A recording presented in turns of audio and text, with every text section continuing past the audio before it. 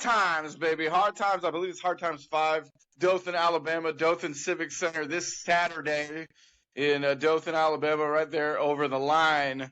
That's a beautiful building, the Dothan Civic Center. A lot of history there. And, this is, I think, like I said, the fourth or fifth time they've run Hard Times in that specific building. And there's always a good crowd. Dothan, Alabama loves their wrestling. And NWA is presenting Hard Times. And myself. Welcome back, you guys, to the Beyond the Wrestling Gear podcast. And we're here with my good friend, and I consider him family, Stix. What's up, Welcome buddy? back, Stix. The world's most famous Staything back on the show, baby.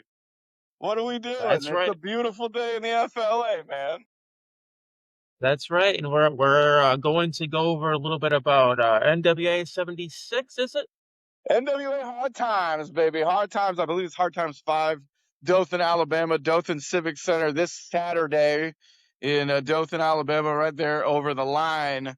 That's a beautiful building, the Dothan Civic Center. A lot of history there. And, this is, I think, like I said, the fourth or fifth time they've run Hard Times in that specific building. And there's always a good crowd. Dothan, Alabama loves their wrestling. And NWA is presenting Hard Times. And myself and the shiny one, Jules Bradley, have a shot to get a chance to perform on that level with that company. And we've been able to do a lot of cool things with the NWA, and this is our first real shot with them. So we're trying to sell some tickets, and there's a link that I will send you, and I'm sure you'll post it in all of the areas that need to be posted. In all its glory.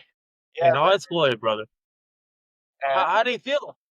Oh man, crazy, man. Life has been insane. The last month, I mean, a lot of the behind the scenes stuff that we've been doing the last month and a half has been incredible. And the beginning of 2025, for me specifically, has been nothing but great things. I was part of my very first ladder match. I've called ladder matches on commentary, but I was part of my very first ladder match last weekend in Fort Myers with Real Pro, and that was craziness.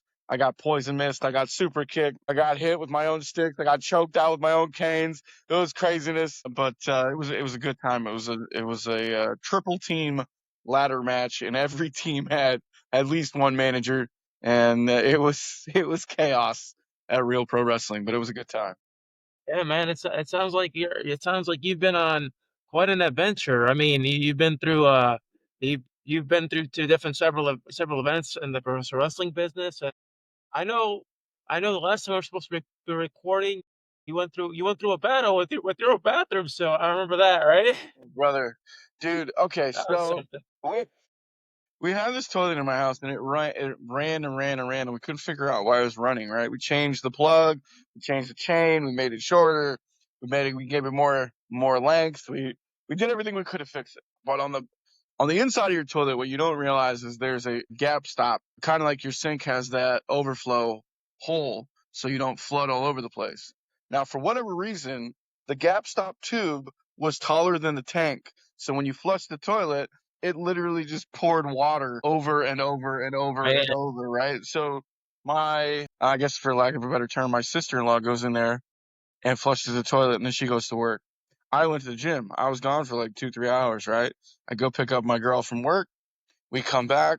Our whole bedroom is flooded. I mean, like ankle deep, dirty doo-doo water flooded. It was the worst, my guy. So the night we were supposed to record, I was like, man, I can't even, because like it's in her closet, all her, she's trying to make sure her stuff's good. Like, it was rough. Now, no, luckily we have tile floors, so it wasn't like it ruined the carpet. We didn't have to like, tear up the floorboards or anything like that, but still, ice cold toilet water is ice cold toilet water, and it is what it is. And it took us a couple hours to get everything situated and cleaned up. So chaos in real life and in wrestling from all angles, my guy. But we can keep pushing forward. Oh, there's the puppy saying hello. What's up, puppy dog? yep.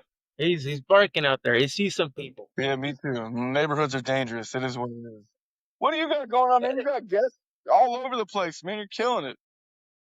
It is, man. I got guests on both the first podcast you were on, Dudes for Opposing Fitness podcast, and I have like 3 or 4 coming up this month with that. and then you today on the wrestling podcast, and um, just trying to keep busy as much as I can. Craziness, my God, craziness. So yeah, I think uh, I know, I got all the bacon bits, my guy. Just come over. I'll hit you with the treats. I know he wants the treats. He can smell it. I think this weekend, especially for not just for Jules, but for myself, the show is called Hard Times, and I believe that Jules and I are the epitome of that for hard times. You're talking about two guys who came from the dumpster essentially and are trying to turn into diamonds. You're talking about a kid who was left and adopted and given a good life, given opportunity. And you're talking about a kid in Jules who basically has the same story, was adopted, found, taken in by better people and shown the ways of how to be a good human, all while still having dirt under your fingernails, if you know what I mean. Hard times is what we live, and it's how we get by. And it's how everybody gets by these days. We think hard times, it's not just a promo that Dusty Rhodes cut in the 80s. It's one of the best promos in the world. If you've never seen it, go look it up on YouTube. And I can quote that thing verbatim, but it's hard times is the world today. It's everybody. It's me, it's you, it's my neighbor, it's hell, it's my cat, for crying out loud. You know what I mean? We do what we got to do to get by, and what we're trying to do to get by is to turn dirt into diamonds. Turn coal into diamonds.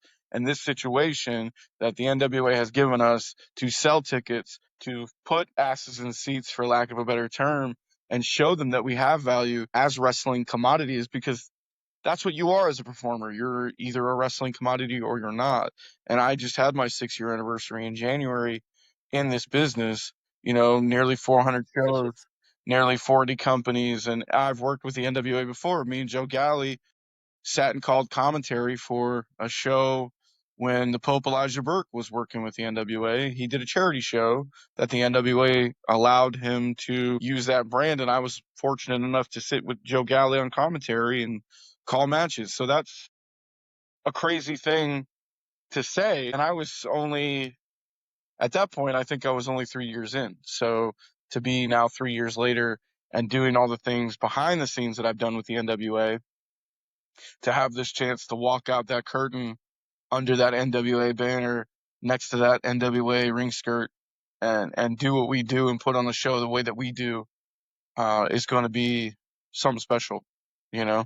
And the last couple times NWA has been around, I've sort of become the unofficial timekeeper for the NWA. And I'll tell you something, man.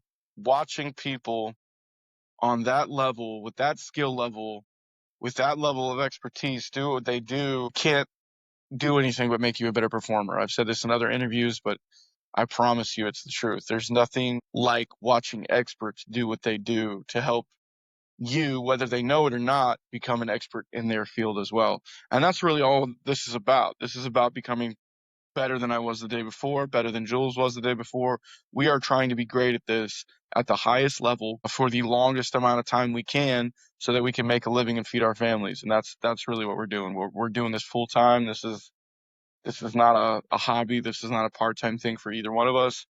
And I think that's why we mesh so well. Not only because our backgrounds are similar, the way we grew up, the things we had to struggle with, me physically, him just in life in general. I'm not going to speak on his story, but I will say that we have a lot of similarities in the way that we think and the way that we live and the things we've had to do to get by.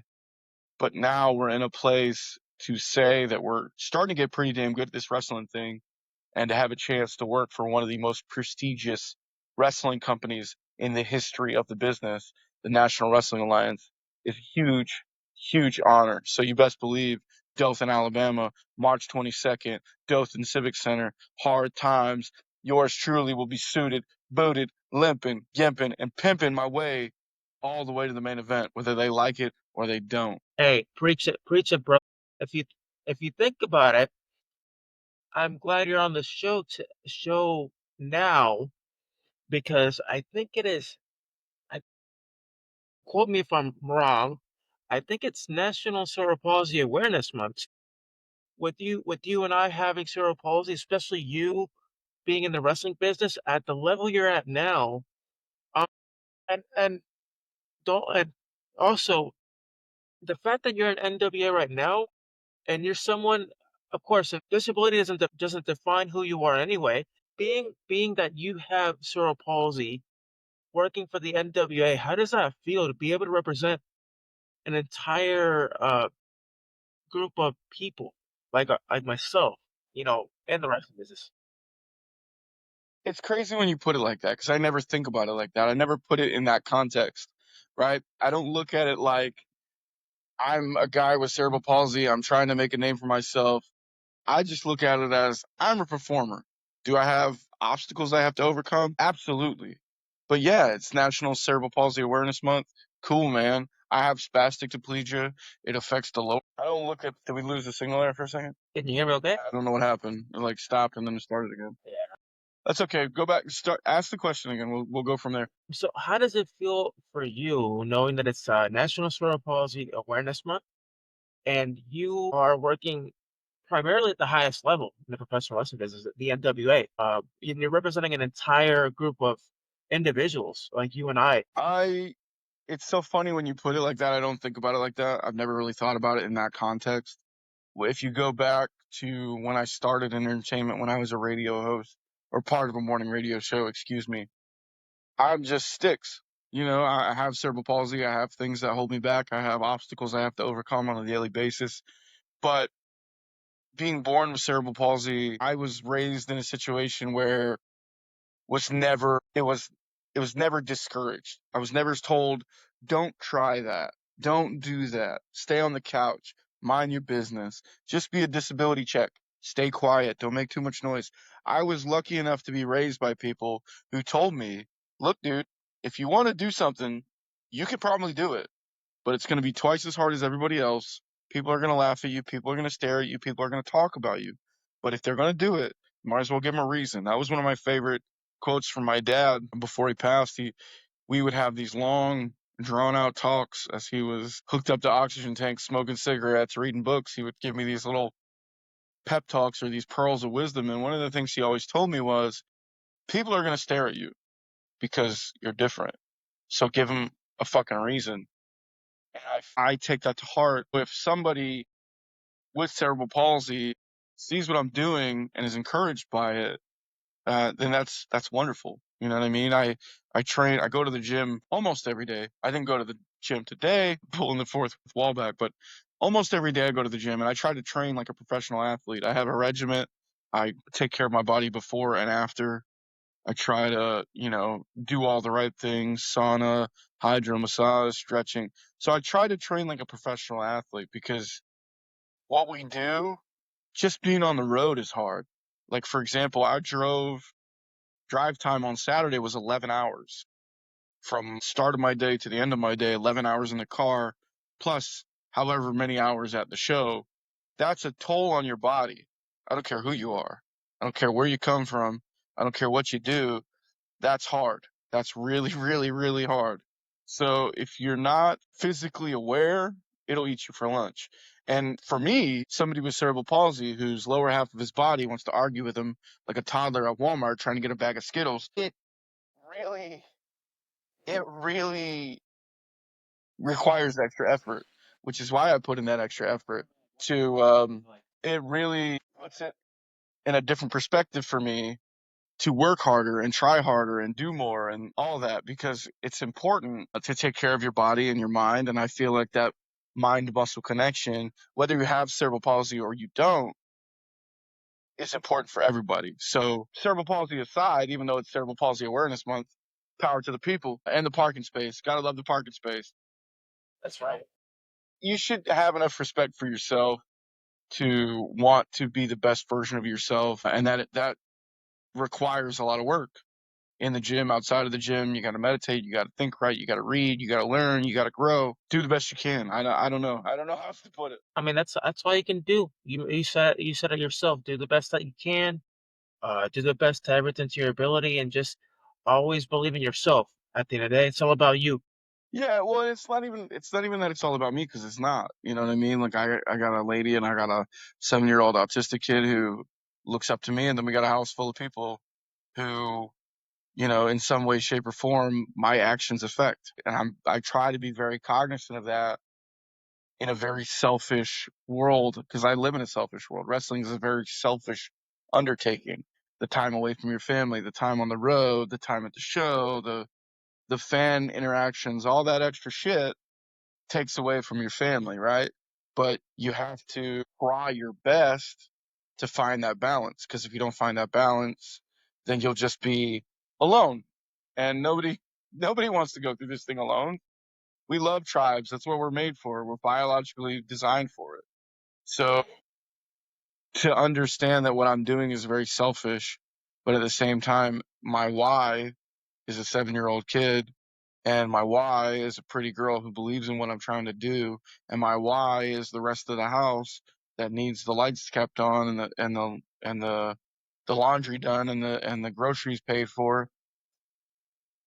That plays a big part into why I try so hard. And do I try too hard? Sometimes, but I feel like you don't get anything in this life for free, and anything easy is not worth keeping. And usually, if you get it easy, it's going to leave you easy. So this is, as hard as it is sometimes, it's going to be worth it. I firmly believe that.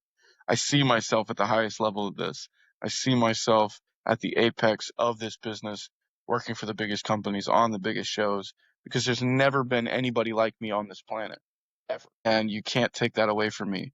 And if you add the fact that I have drive more than a NASCAR driver at the Daytona 500, and I have the brains and the willingness to go through the bullshit, then I'm going to get where I'm going to get. Simple as that. That's right, brother. I hear you. I hear you. And the words of Scott Steiner, holla if you hear me. Big Papa Pump, the big bad booty daddy. The great man himself. Yeah, man. So I really am excited about 2025, and Saturday in Dothan. I think it's a giant step for the both of us in the right direction. Will it end up with a Corrigan contract, if you will? I don't know, but it would be great to become a recurring member of that locker room, because I think at this point, if you add in all the extra stuff that we've done behind the scenes, we've shown our value to that company, and anybody in that locker room, unless they just flat out don't like us, which I can't think of anybody that off the top of my head has shown that they don't like us, knows that we're there to work hard and knows we're there to make a name for ourselves. And, that's what this is about. I'm not here to get your water and make sure your catering's set up. I'm a star. I deserve to, not deserve, I have earned with my resume the opportunity to be in front of a camera and shine the way that I'm supposed to, if that makes sense. And I don't mean that in a cocky or arrogant way. I just mean my track record, my resume, my work ethic speaks for itself. I do more with two gimpy ass legs than most people do with a whole body, 95 years of being alive. And I'm only 38 years old. So, you know, I can be proud of that. And even more so, I can tell you that when you put me in a position to swing for the fences, I'm going to hit a grand slam almost every time. Man, I know ever since I met you, you just keep evolving and just getting better and better as not just a performer, but as a human being. I always see it. I don't know about that second part, but I'm working on it. I'm trying to. I think I have pretty good self awareness. Sometimes not. I'm flawed just like the rest of the world, but I try really hard to be aware and be cognizant of the way that my behavior affects the people around me. So trying to walk that line of arrogance and cockiness and knowing who I am as a performer, but also trying to be humble enough to say that I haven't really earned anything yet, because I really haven't. I really haven't earned. Wrestling is one of those things, and I learned this very early on. Wrestling doesn't care about you. Wrestling doesn't care about me. Doesn't care about my disability. It doesn't care about my knee or my elbow or my shoulder hurting. It only cares about what I produce. And what I produce lately has been really, really good work. And I think that if I keep this mindset of I'm okay with working on my flaws because I know it's going to make me a better person. I'm okay with owning my bullshit because I know at the end of the day it's going to make me a better person and a better performer and therefore get me to a higher level where I have a better life and I make more money and I live in a different tax bracket. Well, then damn it, I got to own my shit and shovel it. I think that's just how life works. That's how you get better. You have to be, we talked about this before, you have to be okay with being uncomfortable. Nothing good comes from your comfort zone. I think it's nice to be comfortable once in a while. It's nice to have a rest day. Today for me was a rest day. My girl's on spring break, my kids on spring break. Took a day, we chilled, we watched a movie, we hung out, I took a nap, I promoted a little bit. I'm here doing an interview with you, but at the same time, I'm not resting on my laurels because I'm working right now. And when I hang up with you, I'm gonna go work some more, and then I'm gonna go pick up a new deep freezer and put it in and work some more before I go to sleep. So even when you're resting, even when you're comfortable, it's okay to do work and be a little uncomfortable in a comfortable space. Does that make sense? It surely does. It's never a bad thing to go outside of your comfort zone. Nothing, you don't grow from being comfortable. You stay the same. And I am here to change the game, not stay the same. That's not how this works. I have come to terms with the fact that I am who I am because I'm supposed to be different, because I'm supposed to be unique.